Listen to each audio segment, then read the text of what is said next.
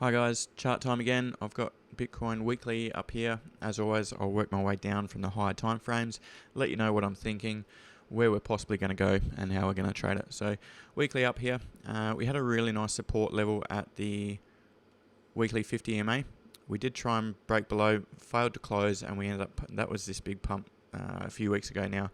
We ended up around 10,500, but that week actually closed below 9,500, and you can see how strong this support and resistance level was. That was a large wick out, and since then we've been drifting and falling back steadily. You know, we haven't dropped all the way back quickly. It's just been a steady decline. This week here, this candle hasn't actually closed yet, so we can't put too much weight on it just at this stage, but it does look like momentum to the downside is building. And I suspect that's possibly because we've broken and closed below the weekly 20 EMA here. This has been really good dynamic support and resistance for price, so we have actually closed that for now. It looks like we'll probably target the next EMA, which is a 50 EMA here at about 8,000. So that's based on the weekly. That's where I think we're heading. This lower time frames, we've got some support levels to deal with before we get that low. But let's drop down and have a bit of a look at the daily now. Not much further to add on the daily chart, although I just want to point out this trend line here.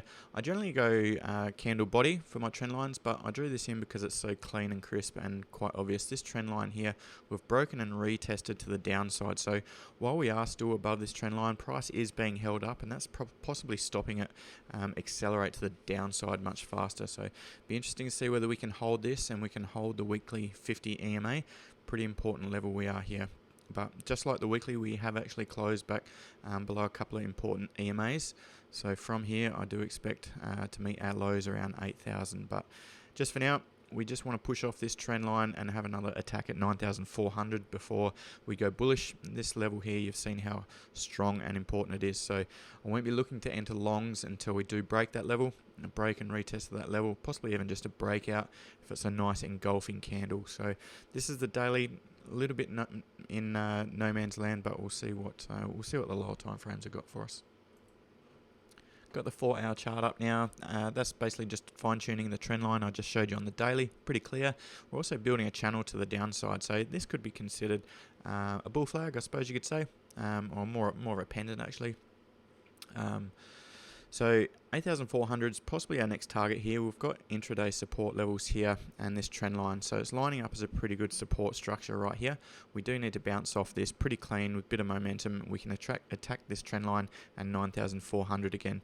If it doesn't hold this level here, I think 7,700 is a pretty easy target. So I think in possibly the next coming days, this level here will show the next move for Bitcoin.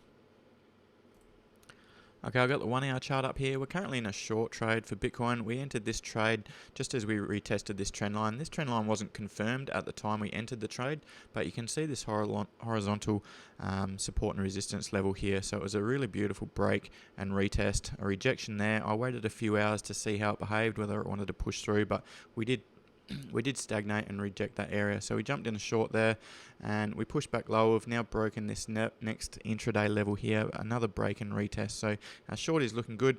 We've pulled our stop loss right down into profit at 8,700. We're approaching the weekend. We're likely to get some sideways action and possibly a big spike in price. That seems to happen quite regularly on the weekends. So at the moment, it's looking like 8,400 could act as a bit of a magnet for Bitcoin. That's the next level I showed you just now on the 4-hour. So this part here, this level here, will possibly look to take part or all profit on our trade. If it does break through with ease and momentum, 7,800 or 7,700 is certainly the next level. As I just pointed out in the 4-hour chart, we're approaching some support and resistance levels. So I'll just draw a fib in here of that massive move a couple of weeks ago. Right now we are just approaching the 0.618 fib.